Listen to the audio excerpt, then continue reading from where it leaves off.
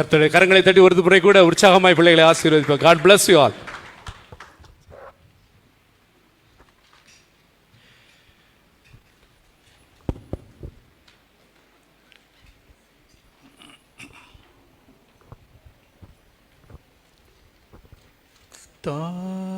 தாழ்மையில் அடிமையை நோக்கி பார்த்தீரே,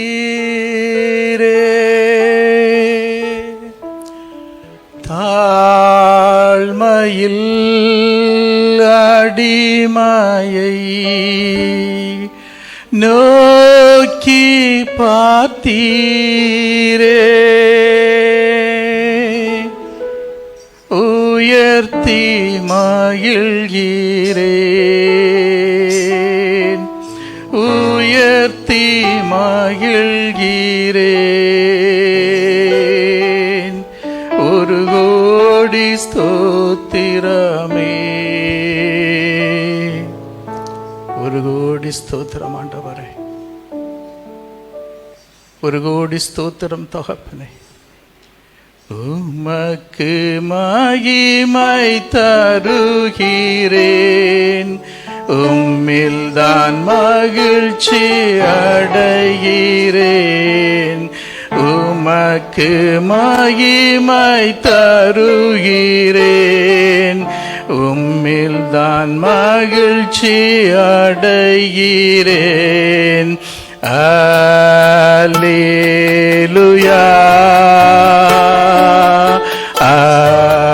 அல்லேலூயா, அல்லேலூயா, அல்லேலூயா.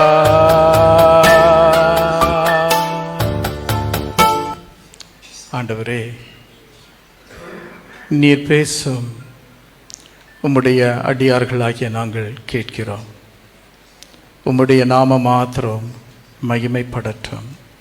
இயேசுவின் நாமத்தில் ஆமென். அல்லேலூயா, அல்லேலூயா. பெத்தனியா கிராமம் நம்முடைய ஞாபகத்துக்கு வருவது மார்த்தாள், மரியாள், லாசரு. இயேசுவினால் நேசிக்கப்பட்ட ஒரு குடும்பம் இந்த குடும்பம். இன்றைக்கும் அந்த மரியாளை நாம் ஏன் நினைவு கூறுகிறோம் என்றால், சபைக்கு முன்பாக வந்து அருள்நாதர் இயேசுவினுடைய காலை விலையேற பெற்ற பரிமள தைலத்தினால் துடைத்து தன்னுடைய தலை மயிரினால் சுத்தப்படுத்தி இந்த உலகத்துக்கு அவர் மகிமைக்கு பாத்திரர், அவர் கனத்திற்குரியவர், அவர் துதிக்கப்படத்தக்கவர் என்ற ஒரு சின்ன செய்தியை இந்த பெரிய உலகத்துக்கு அறிவித்த ஒரு சகோதரி இந்த மரியாள். ஒரு ஆமென் சொல்லாமா? ஆண்டவருக்கு அந்த சகோதரிய ரொம்ப பிடிக்கும். இப்போ இதற்கு ஒரு ஆவிக்குரிய அர்த்தம் உண்டு, நீங்கள் கேள்விப்பட்டிருப்பீங்க. அதை இன்னொரு முறை பார்க்கலாம். சகோதரிகள் 2 பேரும் சேர்ந்து அருள்நாதர் இயேசுவுக்கு ஒரு செய்தியை அனுப்புறாங்க.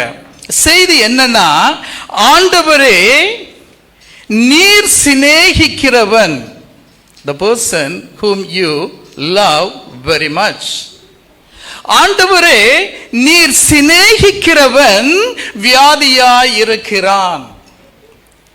எடுத்தவங்க வாசிங்க. யோவான் 11வது அதிகாரம் 4வது வசனம்.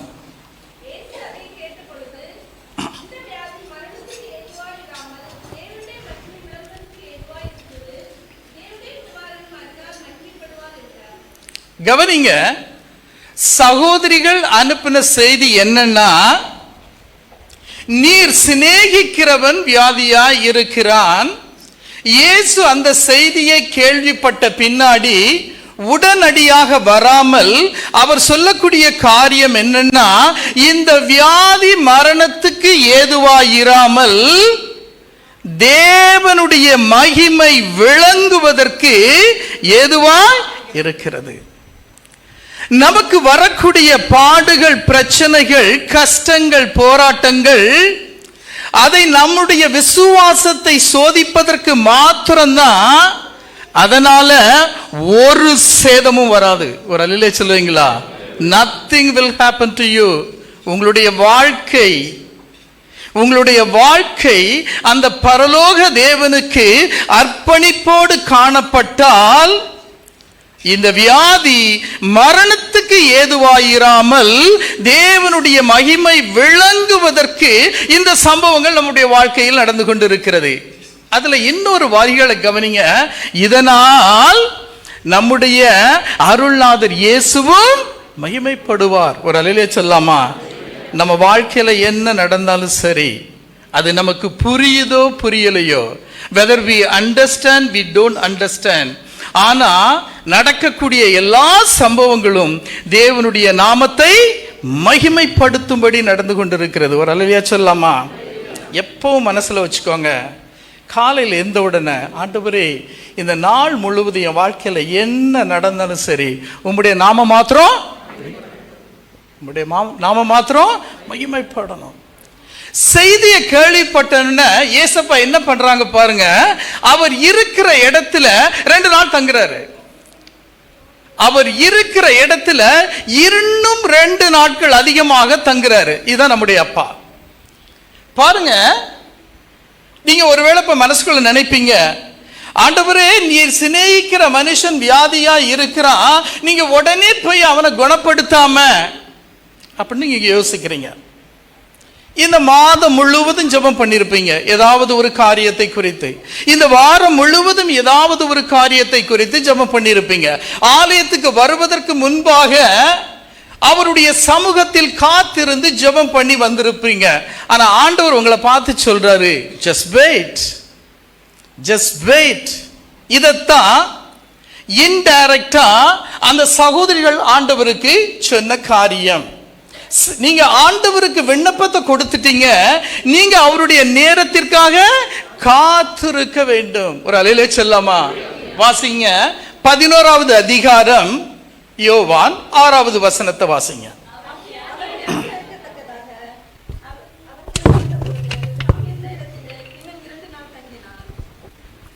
செய்தியை கேள்விப்படுறாரு. நீங்க உங்களுடைய செய்தியை ஆண்டவர் கேள்விப்படுறாரு. 2 நாள் காலதாமதம் செய்யறாரு. அப்படின்னா என்ன அர்த்தம்னா, ஆண்டவர் உங்களை மறந்து போகல, எதையோ செய்து கொண்டிருக்கிறார். பாருங்க, இவர் செய்தியை வாங்கும் பொழுது ஏசப்பா இருக்கக்கூடிய இடத்தினுடைய பெயரு பெத்தாபரா. அந்த பெத்தாபராவுக்கும் பெத்தனியாவுக்கும் கிட்டத்தட்ட 20 மைல். அந்த காலகட்டங்களில் இந்த 20 மைல்ஸ் டிஸ்டன்ஸை கவர் பண்ணணும்னா எந்த ஒரு டிரான்ஸ்போர்ட்டேஷன் வசதியும் கிடையாது, நடந்து தான் போகணும். அப்ப நிச்சயமா இதுக்கு எவ்வளவு நாள் ஆகும்? இதுக்கு எவ்வளவு நேரம் ஆகும்? 24 hours ஆகும். இதே இடத்துல தான் திருமுழுக்கு யோவான் ஊழியம் செய்து கொண்டிருந்தார். அதே இடத்துல தான் அருள்நாதர் இயேசு ஊழியம் செய்து கொண்டிருக்கிறார். இந்த செய்தி வரும் பொழுது என் கூட இருக்கிறீங்களா? ஒரு அல்லேலூயா சொல்லுவீங்களா? அந்த சகோதரிகள் என்ன நினைப்பாங்கன்னா, எங்க ஏசப்பா வந்தா என் சகோதரன் பிழைப்பான். அவங்க ஏன் செய்தி அனுப்புறாங்கன்னா, அந்த லாசருனுடைய பலகீனம், அவனுடைய சூழ்நிலை மோசமாக இருக்கிறதுனால தான் செய்தி அனுப்புறாங்க இல்லையா? அப்ப அவங்க என்ன நினைப்பாங்க, ஆண்டவர் ஒருவேளை வர காலதாமதம் செய்தாலும், ஒருவேளை உன் விசுவாசம் பெரிது, நீ விரும்புகிறபடி உனக்கு ஆக கடவது என்று ஒரு செய்தி ஆண்டவர் அனுப்புனா நல்லா இருக்கும்னு அவர் யோசித்திருக்க வாய்ப்பு இருக்கு. தேவனுடைய பிள்ளைகளாகிய நாம் தெரிந்து கொள்ள வேண்டிய ஒரு காரியம் என்னன்னா, நம்முடைய இருதயத்தில் இருக்க வேண்டிய காரியம் என்னன்னா, நம்ம அப்பா 2 நாள் அவருடைய ஸ்டேயை எக்ஸ்டெண்ட் பண்ணிட்டு அவர் வரும் பொழுது அவர் வரும் பொழுது என்ன நடக்கும்னா அது ஜீவனை கொண்டு வரும். அது ஜீவனை கொண்டு வரும். ஆண்டவர்கிட்ட சொல்லுங்க, ஆண்டவரே அப்படிப்பட்ட ஒரு விசுவாசத்தை எனக்கு நீங்க தரணும். நம்ம காத்திருக்கும் பொழுது தேவன் எதையோ செய்து கொண்டிருக்கிறார். இதைத்தான் நம்ம புரிந்து கொள்ள வேண்டும். அநேக நேரங்கள்ல நம்ம ஏன் வனாந்திரத்தின் வழியாக எடுத்து செல்லப்படுகிறோம்னா, அவர் நமக்கு வைத்த இலக்கை அடைய வேண்டும் என்றால் வனாந்திரத்தின் வழியாக கடந்து செல்லத்தான் வேண்டும். யாராவது கேள்விப்பட்டிருக்கீங்களா? நிக் என்கிற ஒரு சகோதரன், நிக் NICK, இஸ் வெரி ஃபேமஸ். இந்த சகோதரனுக்கு 2 கால்களும் கிடையாது, 2 கைகளும் கிடையாது. இந்த சகோதரனுக்கு 10 வயது ஆகும் பொழுது இவன் மரிக்க வேண்டும் என்று ஒரு சூசைட் அட்டெம்ப்ட் பண்ணா. But it was failed. He failed. ஆண்டவர் உங்களை நேசிக்கும் பொழுது நீங்க பாய்சனே குடிச்சா கூட அது சரீரத்துக்குள்ள போகும் பொழுது அது தேனா மாறிடும். That is our father. எப்பவும் மறந்து போகாதீங்க. எப்போ நம்ம டிஸ்ட்ராக்ட் ஆகிறோம்னா, ஆலயத்துக்குள்ள இருக்கும்போது நம்முடைய ஃபெய்த் ரொம்ப ஸ்ட்ராங்கு. ஆனால் அந்த உலகத்துக்குள்ள போகும் பொழுது நம்முடைய விசுவாசம் என்ன ஆயிருது? வீக் ஆயிருது. எங்கேயாவது நீங்க வாக்கிங் போறீங்க, தேவனை அறியாத மனுஷன், தேவனை அறியாத ஜனங்கள், யாவே என்கிற அந்த நாமத்தை கேட்டுறாத ஜனங்கள்லாம் பெரிய பெரிய காரில் போய்கிட்டு இருப்பாங்க. ஏன்பா நான் மாத்திரம் நடக்கிறேன்? யோசிக்க வேண்டியது வரும் இல்லையா? இப்பவும் சொல்றேன், அவர்களுக்கு இல்லாத ஒரு சந்தோஷம் என்ன தெரியுமா? அந்த ரட்சணிய சந்தோஷம் நம்ம கூட இருக்கு. ஒரு அல்லேலூயா, அல்லேலூயா.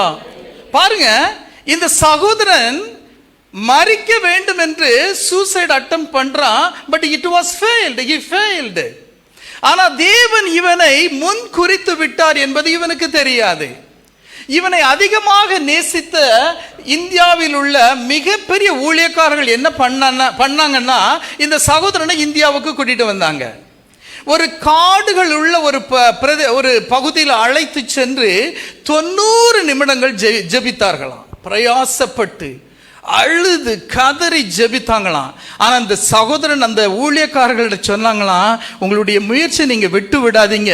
90 நிமிடம் முடிஞ்ச உடனே எனக்கு 2 காலும் 2 கையும் வரும்னு நினைச்சானா.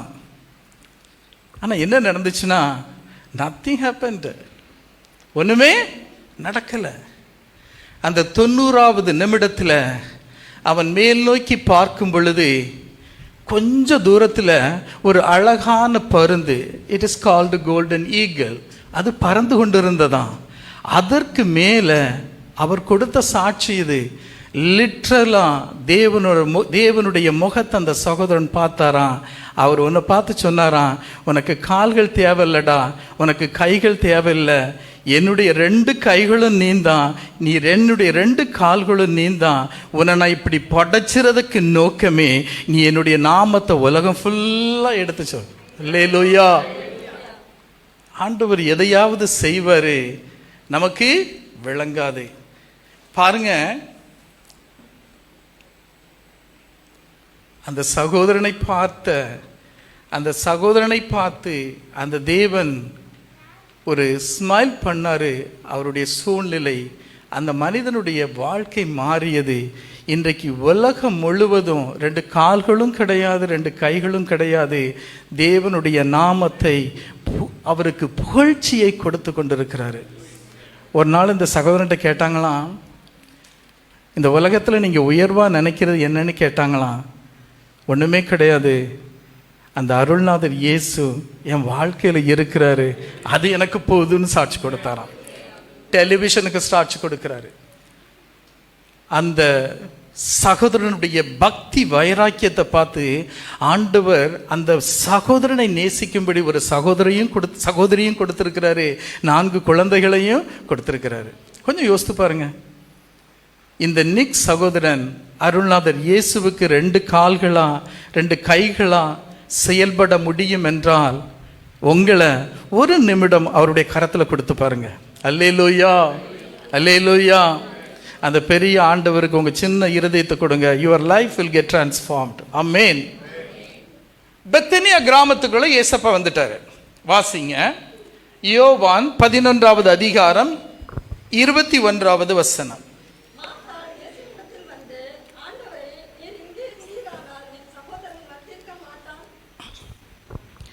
இதனுடைய தமிழாக்கம், என்னுடைய சிந்தை, please don't miss understand me, இதனுடைய தமிழாக்கம் இப்படி இருந்தால், ஆண்டவரே நீர் இங்கே இருந்திருந்தால் என் சகோதரன் மரித்திருக்க மாட்டான்.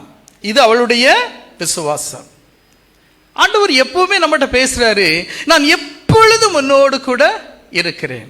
அப்ப நீங்க மனசுல யோசிப்பீங்க, அப்ப ஏன்பா இவ்வளவு பாடுகள், இவ்வளவு பிரச்சனைகள் இப்படின்னு நீங்க யோசிப்பீங்க.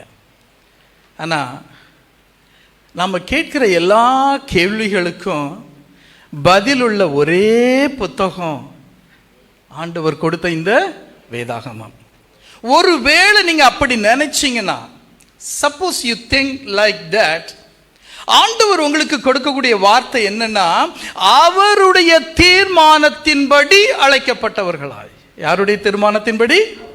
அந்த சர்வ வல்லமை படைத்த அந்த தேவனுடைய தீர்மானத்தின்படி அழைக்கப்பட்டவர்களாய், தேவனிடத்தில் அன்பு கூறுகிறவர்களுக்கு. அவர் மேல நிஜமாகவே நம்ம அன்பு வச்சிருந்தோம்னா, வசனம் சொல்லுகிறது சகலமும், எவ்ரிதிங், எவ்ரிதிங், நீங்க நினைக்கிற எல்லா காரியங்களும் உள்ளடக்குகிறது.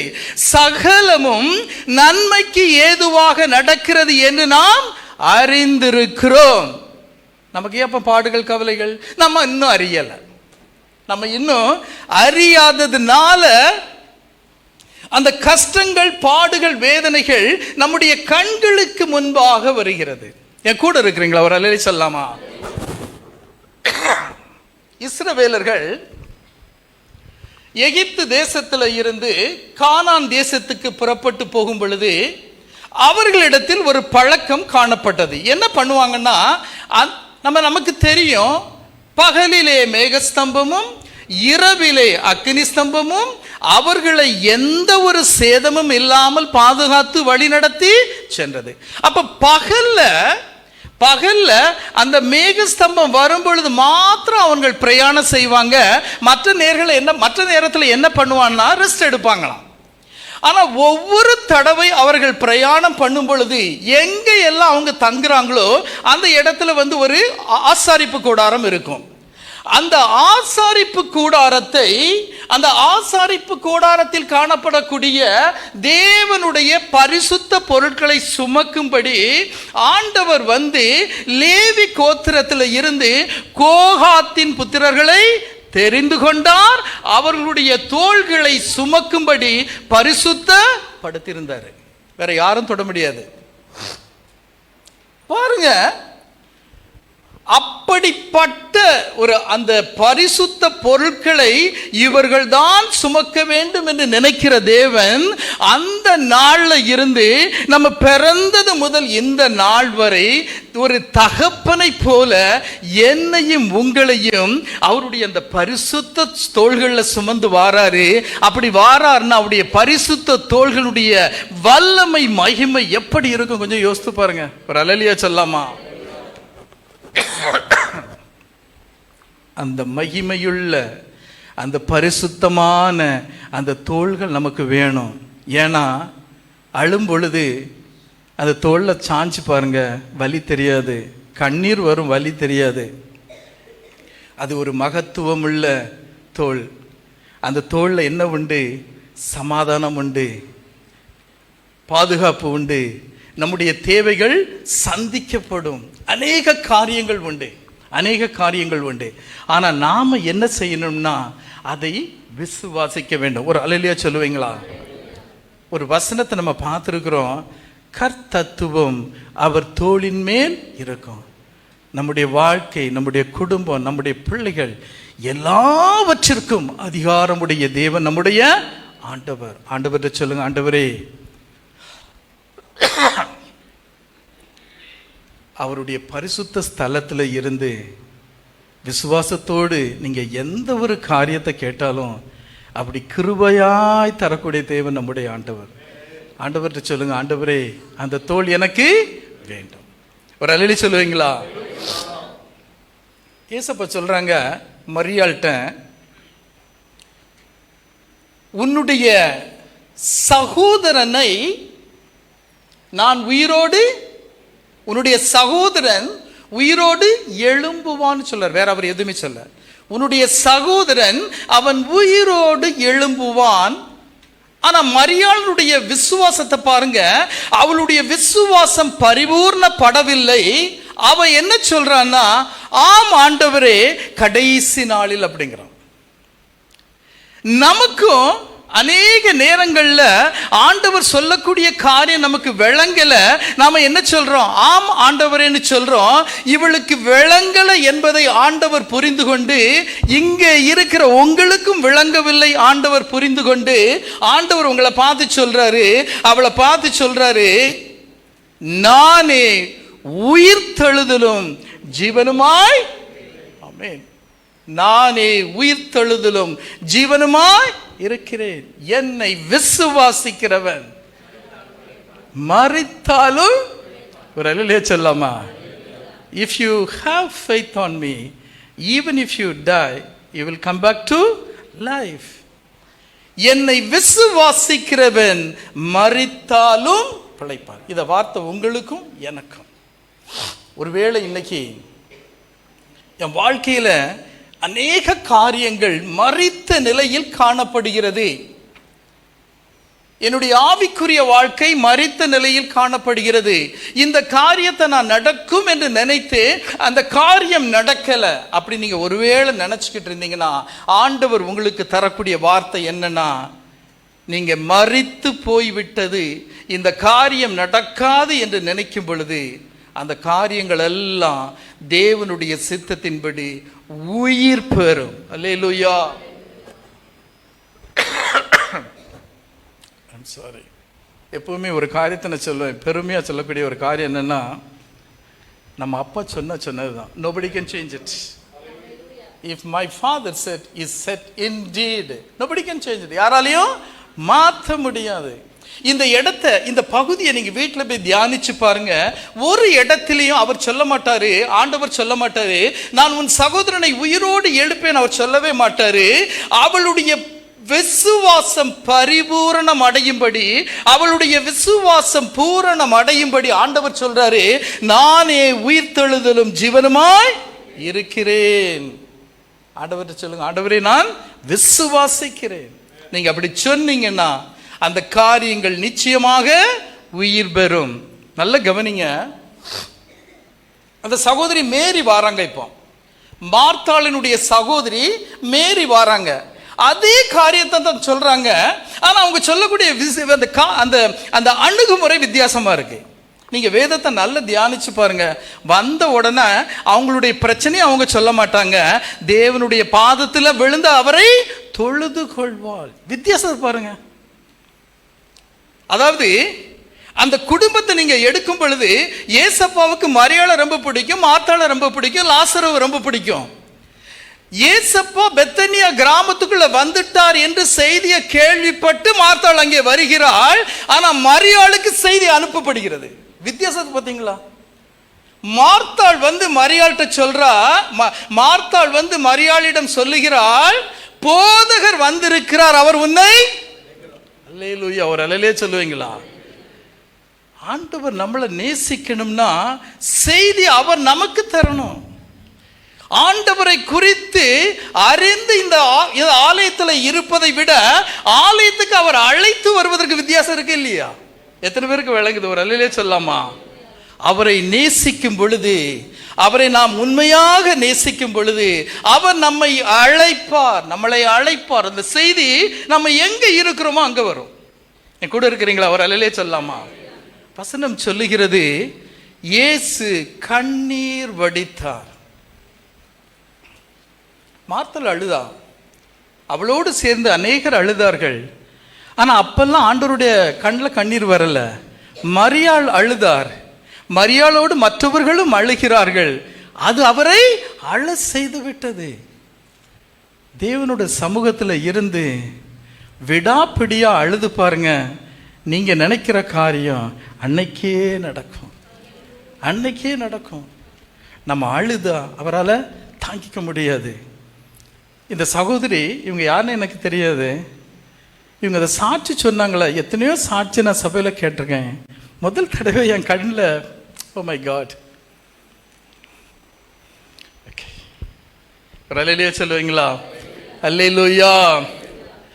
அடுத்தபடியாக ஏசப்பா அழுவதற்கு இன்னொரு காரணம் என்னன்னா, இந்த பூமியை குற்றமற்ற பூமியாக நான் படைச்சேன். இந்த பூமியில பாவம் இல்லாமல் நான் படைத்தேன். ஆனா என்னுடைய ஜனங்கள் என்னை நேசிப்பதை விட்டுவிட்டு, ஒரு இடத்துல அவரே சொல்லுவாரு, என்னுடைய ஜனங்கள் அறிவின்மையால் சங்காரமாகிறார்கள், அழிந்து கொண்டிருக்கிறார்கள். இந்த பூமியை பாவமும் மரணமும் ஆட்சி செய்து கொண்டிருக்கிறது. அதை பார்த்த பின்னாடி அவரால் தாங்கிக்க முடியல. ஏசப்பா என்ன பண்றார்? அவர் அழுகிறார். யோசித்து பாருங்க, இந்த உலகம் முழுவதும் எல்லாரும் ஆண்டவரை தேடுறோம், எல்லாரும் அவரை நேசிக்கிறோம்னு பத்தி யோசித்து பாருங்க. பரலோகத்துக்கே நம்ம போக வேண்டாம், இந்த பூமி பரலோகமாக மாறிவிடும். ஒவ்வொரு நாளும் நாம் தேவனுடைய சத்தத்தை கேட்கிறோம், தேவனுடைய அழைப்பை நாம் பெற்றுக்கொள்கிறோம். வருத்தப்பட்டு பாரம் சுமக்கிறவர்களே, நீங்கள் என்னென்று பாருங்கள், நான் உங்களுக்கு இளைப்பாறுதல்னா என்ன? அந்த நித்திய வாழ்க்கை நமக்கு ஏற்கனவே ஆண்டவர் தந்துட்டாரு. அதை நோக்கி தான் நம்ம எல்லாரும் என்ன செய்யறோம்? பயணித்து we are traveling towards that eternal life. அதை நோக்கி நாம் பயணித்து கொண்டிருக்கிறோம். ஏசப்பா சொல்றாங்க, கல்லை எடுத்து போடுங்கள் அப்படிங்கிறாங்க. மார்த்தா உடனே சொல்றாங்க, ஆண்டவரே வேண்டாம் அப்படிங்கிறாங்க. ஏன்னா அது வாடடிக்கும். 4 நாட்கள் முடிந்து போயிடுச்சு. அப்ப அவ என்ன சொல்றான்னா, திறக்க வேண்டாம், இட் வில் ஸ்டிங், அது வாடை அடிக்கும் அப்படிங்கிறான். உடனே ஆண்டவர் சொல்றாரு, ஏசப்பா சொல்றாரு, நீ விசுவாசித்தால் தேவனுடைய மகிமையை காண்பாய். கர்த்தருடைய கிருபை இல்லாம இந்த உலகத்துல வாழவே முடியாது. Just learn from me. கர்த்தருடைய கிருபை இல்லாம நீங்க இந்த உலகத்துல வாழ முடியாது. சிவில் ஐடி இல்லாம கூட இந்த தேசத்துல இருக்கலாம், கர்த்தருடைய கிருபை இல்லாம இந்த பூமியில இருக்க முடியாது. எத்தனை பேருக்கு விளங்குது? ஒரு அல்லேலூயா சொல்லுவீங்களா? அல்லேலூயா. ஆண்டவர் எப்பவுமே எதையும் யோசிக்கிறவர். செய்தி கேள்விப்படுறாரு. அவர் அன்னைக்கு புறப்பட்டு வந்தா கூட பெத்தனியாக்குள்ள 24 மணி நேரத்தில் வந்துடுவார். ஆனால் 2 நாட்கள் இது ஐ மீன் மேத்ஸ் டீச்சர், நான் ஒரு கால்குலேஷன் பண்ணி உங்களுக்கு சொல்கிறேன். 24 hours எடுத்தானா அவர் பெத்தனியாக்குள்ள வந்துடுவார், பெத்தாபராவில் இருந்து, இல்லையா? ஆனால் ஆண்டவர் என்ன பண்ணுறாரு? 2 days எக்ஸ்டெண்ட் பண்ணுறாரு. அப்போ 1 + 2 3 ஆச்சு. அப்போ அவர் கிளம்பி வந்தால் எத்தனாவது நாள் இங்கே பெத்தனியா கிராமத்துக்குள்ள வருவார்? 4 நாட்கள். அந்த காலகட்டங்களில் அந்த இஸ்ரவேல் தேசத்தில் ஒரு மூட பழக்க வழக்கம் காணப்பட்டது. சூப்பர்ஸ்டிஷியஸ் பிலீஃப் என்னன்னா, ஒரு மனிதன் மரித்து போனால் அவனுடைய சரீரத்தில் இருந்து அந்த ஆவி 3 நாட்கள் கழித்து தான் அவனை விடுபடும் என்று ஒரு நம்பிக்கையை வச்சிருந்தாங்க. அப்ப யோசித்து பாருங்க, ஆண்டவர் எப்படி யோசிக்கிறார் பாருங்க. ஒருவேளை அவர் வந்து 2வது நாள் இந்த லாசருவை உயிரோடு எழுப்பி இருந்தால் அங்கேயும் ஒரு சில கூட்டம் இருக்கும். கமான், அவர் 2வது நாள் எழுப்பிட்டார், ஏற்கனவே அந்த ஆவி அவனோட தான் சொல்ல வாய்ப்பு இருக்கு, இல்லையா? அதை பார்த்து அவர்கள் புரிந்து கொண்டார்களோ இல்லையோ, நானும் நீங்களும் இன்றைக்கு இந்த வெள்ளிக்கிழமை இந்த ஆலயத்தில் புரிந்து கொள்ள வேண்டும் என்பதற்காக ஆண்டவர் பெத்தனியா கிராமத்துக்குள்ள எப்போ வராது? 4வது நாள் தான் வராரு. ஒரு அல்லேலூயா சொல்லுறீங்களா? அல்லேலூயா. அநேக நேரங்களில் தேவனுடைய காரியங்களை நாம் விளங்கி கொள்ள வேண்டும், புரிந்து கொள்ள வேண்டும். தேவனுடைய வார்த்தை தான் எல்லாம் நினைச்சு நீங்க வார்த்தைகளை உங்க இருதயத்தில் எழுத ஆரம்பிச்சு பாருங்க. லைஃப் ரொம்ப ஈஸியா இருக்கும். எதையும் கண்டுக்காதீங்க. I'm telling you this from my experience. எதையும் கேன்சரே வந்தாலும் கண்டுக்க மாட்டேன். அப்படி ஒரு மைண்ட் செட் வந்துடுச்சு. எனக்கு தெரியும், அவர் எப்படி டிக் போட்டால் நம்ம மேலே போகணும், கிராஸ் போட்டால் டிக் போட்டால் பரலோகம், கிராஸ் போட்டாலும் பரலோகம் தான், இல்லையா? அந்த அனுபவத்துக்குள்ள நீங்க வந்துட்டீங்கன்னா உங்களை சுத்தி நடக்கக்கூடிய காரியங்கள்லாம் ஒண்ணுமே கிடையாது. எத்தனை பேர் என் கூட இருக்கிறீங்க? அல்லேலூயா சொல்லாமா? யாக்கோபுக்கு ஆண்டவர் வார்த்தையை கொடுத்துட்டாரு, நான் உனக்கு நன்மை செய்வேன். வார்த்தையை வாங்கின அந்த மனுஷன் பாருங்க, நீர் என்னை ஆசீர்வதித்தால் ஒழிய உம்மை போகவிடாது. அப்ப நம்ம என்ன கற்றுக்கொள்கிறோம் என்றால், நம்முடைய தேவை சந்திக்கப்படுவதற்கு, நம்முடைய ஜெபம் கேட்கப்படுவதற்கு பரலோகத்தை நாம் பலாத்காரம் பண்ண தப்பே இல்லை. கொஞ்சம் கரெக்டா புரிஞ்சுக்கணும். Suppose we want to get the answer from the Lord, suppose we molest him, it's okay. ஆனா இதை நம்ம செய்ய முடியுமா? செய்ய முடியும். எப்ப செய்ய முடியும்னாக்கி, அந்த நோவாவை போல நம்ம கீழ்ப்படிய வேண்டும். அந்த ஆபிரகாமை போல நம்ம விசுவாசிக்க வேண்டும். அந்த ஏனோக்கை போல தேவனோடு சஞ்சரிக்கும் பொழுது நாம் தேவனிடத்திலிருந்து எதையும் பலாத்காரமாக, ஆமென், ஒரு ஆமென் சொல்லுங்க, பெற்றுக்கொள்ளலாம். பாருங்க, யாக்கோபுனா என்ன அர்த்தம்? எத்தன், ஏமாற்றுகிறவன். அந்த ஏமாற்றுகிறவனை இந்த உலகம் அறியும்படி ஆண்டவர் அவனை எப்படி மாற்றுறாருன்னா இஸ்ரேல்னு மாற்றுறாரு. அந்த எபிரேய மொழியில இஸ்ரேல்னா அந்த பெயர் ராஜ வம்சத்தில் பிறக்கக்கூடியவங்களுக்கு தான் கொடுப்பாங்களாம். ஒரு ஒன்றுத்துக்கும் ஆகாத மனுஷனை, பிரயோஜனமில்லாத மனுஷனை ஆண்டவர் என்ன எப்படி மாத்துறாரு? இஸ்ரவேலாக மாத்துறாரு. ஆண்டவர்கிட்ட சொல்லுங்க, ஆண்டவரே நீர் எங்களை ஆசீர்வதிக்கலைன்னா இன்னைக்கு உம்முடைய பரிசுத்த ஸ்தலத்திலேருந்து நான் வீட்டுக்கு போக மாட்டேன், நான் போக மாட்டேன். வாசிங்க, யோவான் 11வது அதிகாரம் 41, 42.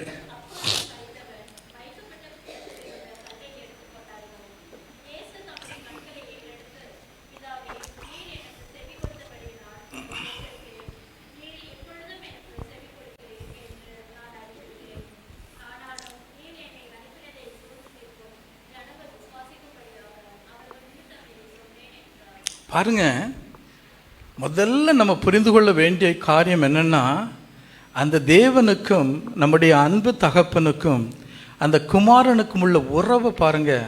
1-to-1 relationship. இவர் ஜெபிக்கிறாரு, அவர் பதில் கொடுக்கிறாரு. அந்த வசனத்தை பாருங்க. கல்லறைக்கு முன்னாடி அவர் செய்யக்கூடிய முதல் வேலை என்னது? ஜெபம். பிதாவே, நீர் எனக்கு செவி கொடுத்தபடியினால் நான் உம்மை ஸ்தோத்தரிக்கிறேன். ஏசப்பாக்கு ஏற்கனவே ஆன்சர் கிடைச்சிருச்சு. He has already got the answer. என்னுடைய விசுவாசம் என்ன தெரியுமா? எப்போ இந்த பதில் கிடைத்ததோ, எப்போ ஏசப்பாவுக்கு இந்த பதில் கிடைத்ததோ, கல்லறைக்குள்ள லாசர் ஏற்கனவே எழுந்து உட்கார்ந்து இருக்க வேண்டும் இல்லையா? தட் இஸ் நம்முடைய ஆண்டவர். பாருங்க, அவர்கிட்ட எந்த ரிக்வஸ்டும் பண்ணல.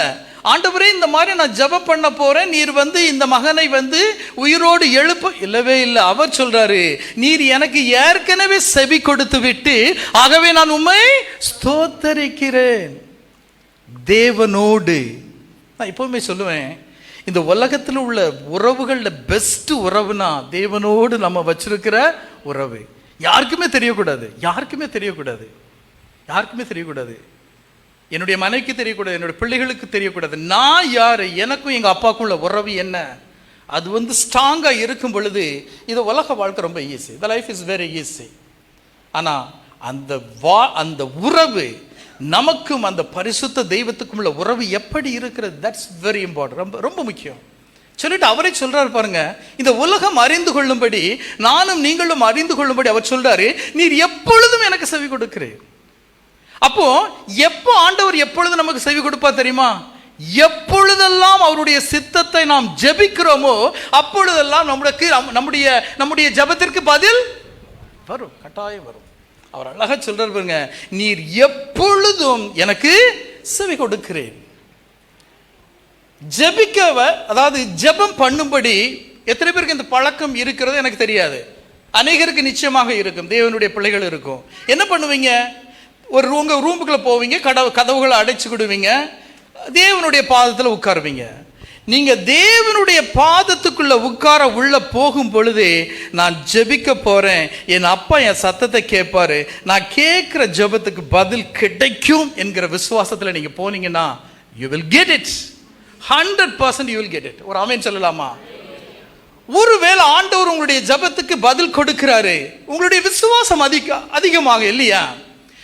ஆண்டவருடைய பிள்ளைகள் ஜெபித்து அவர் பதில் கொடுக்கிறார்னா அவருடைய நாமம் மகிமைப்படுகிறது, உங்களுடைய விசுவாசம் அதிகமாகிறது இல்லையா? ஒருவேளை அவர் உங்கள் ஜெபத்துக்கு கால தாமதம் செய்கிறார்னா, நான் ஏற்கனவே சொல்லியிருக்கிறேன், அவர் 2 நாள் டிலே பண்ணார்னா அது ஜீவனை கொண்டு வரும். அப்ப ஆண்டவர் உங்க ஜெபத்திற்கு கால தாமதம் செய்கிறார்னு வச்சுக்கிறாங்களேன், அப்படின்னா என்ன அர்த்தம்னா, எப்படி நீங்க அவருடைய நேரத்திற்காக காத்திருக்க வேண்டும் என்று பொறுமையை உங்களுக்கு கற்றுக் கொடுப்பார் இல்லையா? ஒருவேளை நீங்க ஜெபிக்கிறீங்க, ஒரு காரியத்தை ஆண்டவர்கிட்ட கேட்கிறீங்க, ஆண்டவர் முதல்ல சொல்றாரு இட்ஸ் a big no, வேண்டாம் அப்படிங்கிறாரு. அப்படி ஒருவேளை ஆண்டவர் உங்ககிட்ட சொன்னார்னா முதல்ல நீங்க ஆண்டவர்கிட்ட சொல்லுங்க, ஆண்டவரே உமக்கு நன்றி. ஏன் சொல்லணும் தெரியுமா? நம்ம அநேக நேரங்களில் ஜெபிக்கிறோம், அந்த ஜெபத்துக்கு அவர் பதில் தராததுக்கு காரணம் என்னன்னா, அவருக்கு 100% தெரியும் நாம ஜெபித்து பெற்றுக்கொள்ளக்கூடிய காரியம் நமக்கு எந்த நன்மையும் கொண்டு வராது. என் கூட இருக்கிறீங்களா? அல்லேலூயா. சாலமன் ஜெபித்தான், ஞானத்திற்காக சாலமன் ஜெயித்தான், ஞானத்திற்காக சாலமன் ஜெபம் பண்ணினான். ஆண்டவர் அவனுக்கு ஞானத்தையும் கொடுத்தாரு, செல்வத்தையும் கொடுத்தாரு. என்ன நடந்துச்சு பாருங்க, தேவனை விட்டு வழி விலகி சென்றான். அப்போ எப்போ ஜெபம் பண்ணாலும் ஆண்டவரே நான் இந்த காரியங்கள் எல்லாம் நான் உம்மிடத்தில் நான் கேட்டிருக்கேன், ஜெபம் பண்ணியிருக்கிறேன், ஆனாலும் உம்முடைய சித்தத்தை நிறைவேற்றும். நம்முடைய ஜெபம் அதுவாக இருக்க வேண்டும்.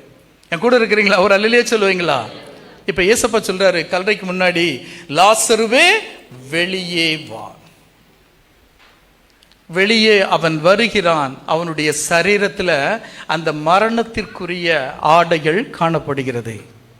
அவன் அந்த கல்லறையை விட்டு வெளியே வருகிறான். அவனுடைய சரீரத்தில் அந்த மரணத்திற்குரிய துணிகள் காணப்படுகிறது. இந்த உலகத்தில் ஆண்டவர் நம்மை ரட்சித்திருக்கிறார். அவர் நம்முடைய ரட்சிப்பு கட்டளையை கொடுத்திருக்கிறாரு.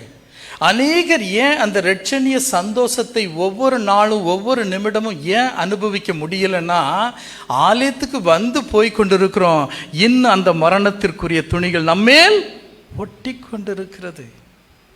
உடனே ஆண்டவர் அதை பார்க்கிறாரு, ஆண்டவர் அதை ஏற்றுக்கொள்ளல. உடனே அவர் என்ன சொல்றாரு பாருங்க, இவனை கட்டவிழ்த்து விடுங்கள், இவனை கட்டவிழ்த்து விடுங்கள். பொதுவா ஆண்டவர் நம்ம ரட்சித்த பின்னாடி நாம் கட்டவிழ்க்கப்பட வேண்டும். கடந்த முறை உங்களோடு பேசும் பொழுது ஒரு காரியம் எனக்கு இப்ப என்னுடைய சிந்தைக்கு வருகிறது. 38 வருடங்கள் சவுல் ராஜாவுக்கு தெரியாது தேவ ஆவி அவனை விட்டு விலகி விட்டது என்று. 40 வருடங்கள் அந்த தேசத்தை அவன் ஆட்சி செய்தான். அப்ப 2 வருடம்தான் தேவ ஆவி அவனோடு இருந்திருக்கிறது. ஆலயத்துக்கு வரும் பொழுது ரொம்ப முக்கியம் என்ன தெரியுமா? பரிசுத்த ஆவியினுடைய நடத்துதல். இந்த உலகத்துக்குள்ள நம்ம நம்மை நடத்தி செல்ல வேண்டும் என்றால் பரிசுத்த ஆவியினுடைய உதவி இல்லாமல் ஒன்றும் செய்ய முடியாது. தாவீதுராஜா ரொம்ப அழகா சொல்வாரு, உமது சமூகத்தை விட்டு என்னை தள்ளாமலும் உமது பரிசுத்த ஆவியை என்னிடத்திலிருந்து விலக்காமலும் வரும் ஆண்டவரே. அவனுக்கு பயத்தை பார்த்தீங்களா? உம்முடைய சமூகத்தை விட்டு என்ன நீங்க தள்ளி போட்டுறாதீங்க, உம்முடைய பரிசுத்த ஆவியை என்னை விட்டு நீங்க எடுத்துறாங்க. அவருக்கு தெரியும், ஐ cannot live on this earth, என்னை கொன்றுவாங்க. என் கூட இருக்கிறீங்களா? அல்லேலூயா. இவனை கட்டவிழ்த்து விடுங்கள். ஆண்டவர் ஒரு மனுஷனை ரட்சிப்பது ரொம்ப எளிது. ஆனா உங்களையும் என்னையும் ஆண்டவர் ஏன் ஆண்டவர் இந்த பரிசுத்த ஸ்தலத்துல இந்த ஆலயத்துல பச்சை ஒலிவ மர கன்றுகளாக நட்டு வச்சிருக்கிறார்னா, அந்த வெட்சிக்கப்பட்ட மனுஷனை மந்தைக்குள்ள சேர்ப்பது. அவன் அந்த மந்தையை விட்டு வெளியே போகக்கூடாது. இதுல ஒரு ஆச்சரியமான காரியம் என்னன்னா, லாசரு ஏதோ தூங்கிட்டு இருக்கிற மாதிரி ஆண்டவர் என்ன சொல்றாரு, லாசருவே வெளியே வா. உயிரோடு எந்திரிச்சு வெளியே வாரான். வசனத்தை நீங்க நல்லா கவனிக்கணும். வசனம் சொல்லுகிறது, மரித்தோர் தேவகுமாரனுடைய சத்தத்தை கேட்கும் காலம் வரும். மரித்தோர் தேவகுமாரனுடைய சத்தத்தை கேட்கும் காலம் வரும், அது இப்பொழுதே வந்திருக்கிறது. அதை நம்ம எல்லாம் கேட்டுக்கிட்டு இருக்கிறோம். மரித்தோர் தேவகுமாரனுடைய சத்தத்தை கேட்கும் காலம் வரும், அது இப்பொழுதே வந்திருக்கிறது. அதை கேட்கிறவர்கள், நல்ல கவனிக்கணும், அதை கேட்கிறவர்கள் மரித்தாலும் பிழைப்பார்கள் என்று மெய்யாகவே மெய்யாகவே உங்களுக்கு சொல்லுகிறேன்.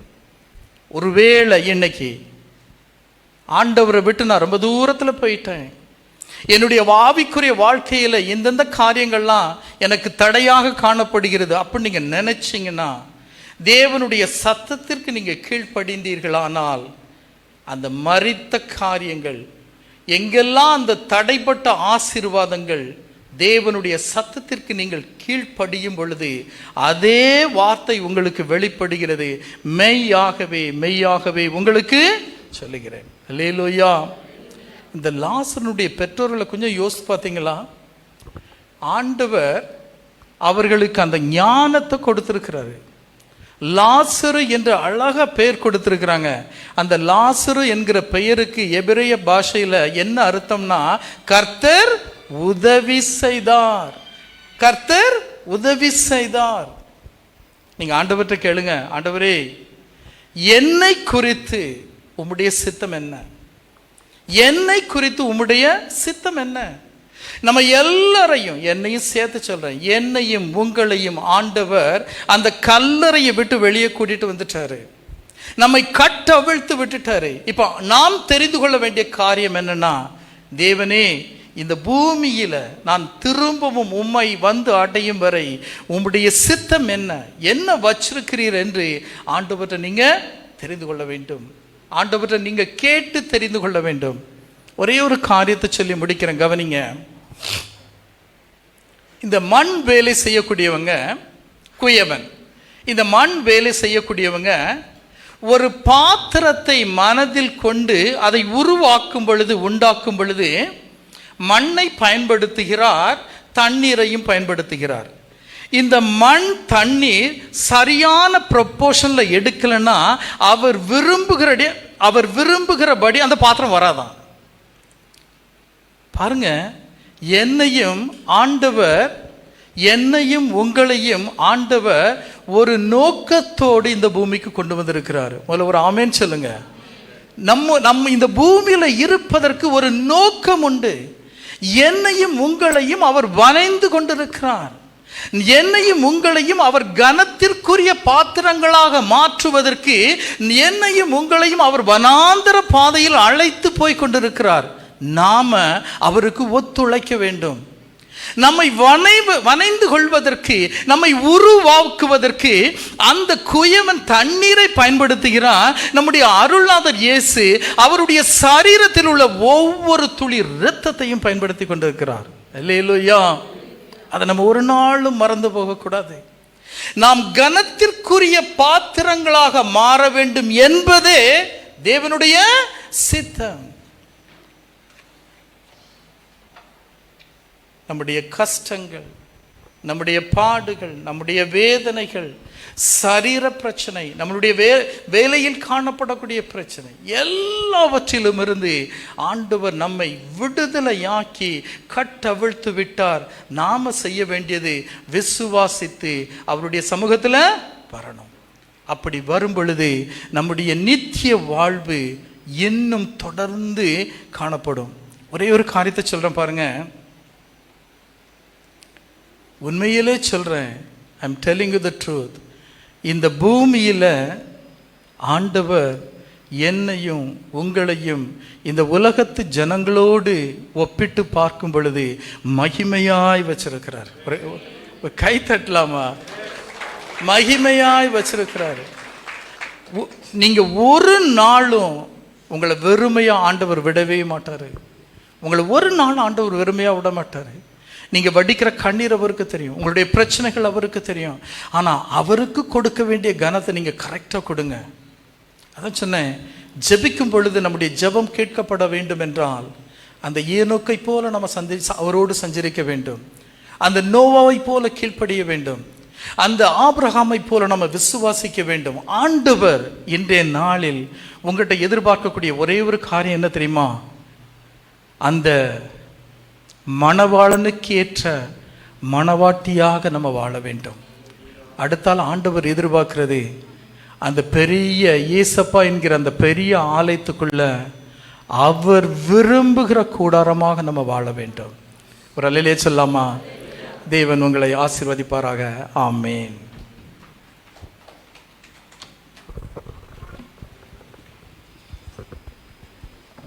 ஹல்லேலூயா. முதல்ல நம்ம